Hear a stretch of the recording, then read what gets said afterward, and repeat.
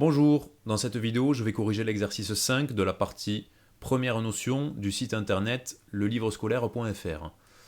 Dans cet exercice intitulé Dessiner avec une tortue, on nous fournit un petit programme qu'on nous demande d'exécuter. Alors avant de l'exécuter, on va étudier sa structure. La première ligne permet d'importer le module Turtle. Il s'agit d'un module graphique qui permet de dessiner en gérant les déplacements et l'orientation d'une tortue à l'écran. La deuxième partie du programme est constituée de la fonction carré. Cette fonction carré ne prend aucun paramètre. Et on voit qu'elle appelle elle-même des fonctions du module Turtle. Par exemple, la fonction fd et la fonction left. Donc on a ici l'exemple d'une fonction qui appelle d'autres fonctions. C'est pas du tout interdit, c'est même très courant en programmation. Et la dernière partie de notre programme est constituée de la ligne 13. Il s'agit du programme principal, qui est donc ici réduit à une seule ligne, et ce programme principal fait l'appel à la fonction carré. Très souvent en programmation, le programme principal est extrêmement court et il se contente de faire quelques appels à des fonctions que l'on a développées par ailleurs. Donc c'est le cas ici, notre programme principal fait l'appel à la fonction carré développée juste au-dessus. Lorsque j'exécute ce programme, je constate l'affichage d'un carré à l'écran. La question 2 nous demande d'expliquer les instructions de la fonction carré. Donc la première instruction de cette fonction, c'est l'appel à la fonction fd du module Turtle. Fd, c'est l'abréviation de forward, qui en anglais signifie en avant, vers l'avant. Donc on comprend que la fonction fd va servir à déplacer la tortue à l'écran. Donc la première instruction, fd de 50, permet de déplacer la tortue de 50 pixels vers l'avant et donc de tracer l'un des côtés du carré. La seconde instruction, left 90, permet d'orienter la tortue de 90 degrés vers la gauche. En question 3, on nous demande de modifier le programme pour que la fonction carré affiche le même résultat, c'est-à-dire le même carré, mais avec moins de 5 lignes de code. Effectivement, lorsqu'on regarde le code de notre fonction carré, on constate que la même séquence de deux instructions se reproduit 4 fois. Donc on se dit qu'on va pouvoir condenser cette écriture-là, et c'est précisément le rôle d'une boucle. Le rôle d'une boucle, c'est de pouvoir répéter une séquence d'instructions plusieurs fois. Ici, 4 fois. Donc avec une boucle, on va pouvoir condenser l'écriture, et la boucle qui est le plus appropriée ici, c'est la boucle pour, puisqu'on sait combien de fois on va devoir répéter. On va devoir répéter cette séquence d'instructions 4 fois. Donc j'écris for i in range 4. Donc i va prendre les valeurs 0, puis 1, puis 2, puis 3. Ça fait bien 4 fois. Et ces 4 répétitions vont nous permettre de tracer les 4 côtés du carré. Alors il ne faut pas oublier d'indenter le contenu de la boucle, puis d'effacer les 6 instructions à la suite.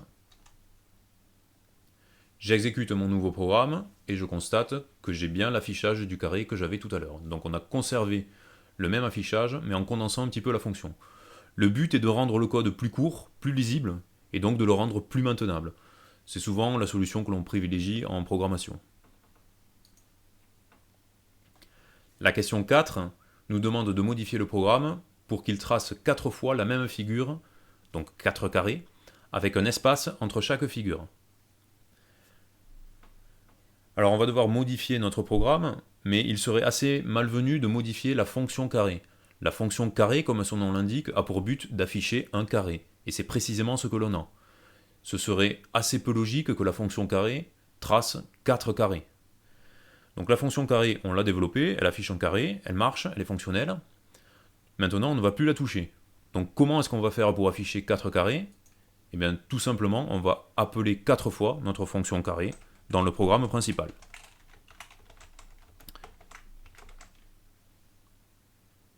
Cependant, lorsque j'exécute ce programme, je ne vois qu'un carré. La raison en est simple, c'est que les 4 carrés se sont tracés les uns sur les autres. Donc au final, je n'en vois qu'un à l'écran. Entre chaque carré, il va donc me falloir déplacer le curseur. Pour cela, j'ai une instruction, c'est la fonction fd qui va permettre de faire cela. Donc je vais déplacer la tortue, on va dire de 100 pixels, entre l'affichage de 2 carrés consécutifs. Lorsque j'exécute mon programme, je constate que j'ai bien l'affichage de 4 carrés à l'écran, avec un espace entre chacun des carrés. Alors lorsque je regarde mon programme principal, je constate que j'ai deux instructions qui se répètent plusieurs fois.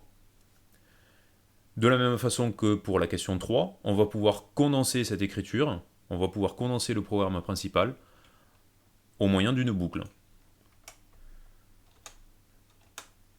Donc avec une boucle pour, je vais pouvoir tracer mes 4 carrés.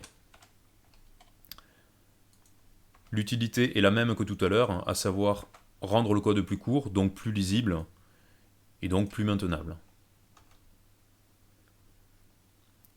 Lorsque j'exécute le programme, j'ai bien l'affichage à l'écran de 4 carrés, avec un espace entre chaque carré. Pour aller un petit peu plus loin, on pourrait se débarrasser de ces segments ici. Je voudrais avoir véritablement un espace entre chacun des carrés et non pas un segment. Pour faire cela, il faut savoir que le module Turtle dispose de fonctions qui permettent de relever ou d'abaisser le stylo pour pouvoir écrire ou ne pas écrire. Il s'agit des fonctions up et down. La fonction up permet de lever le stylo, donc c'est ce que je vais faire avant de me décaler de 100 pixels vers la droite. Je lève le stylo, mais ce stylo, je vais devoir le baisser pour tracer mes carrés.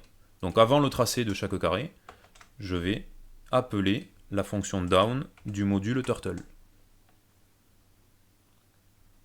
Et lorsqu'on exécute le programme, on constate bien l'affichage de 4 carrés à l'écran, avec un espace entre chaque carré, et sans les segments que l'on avait précédemment. C'est la fin de cette vidéo, merci de l'avoir regardée, à bientôt.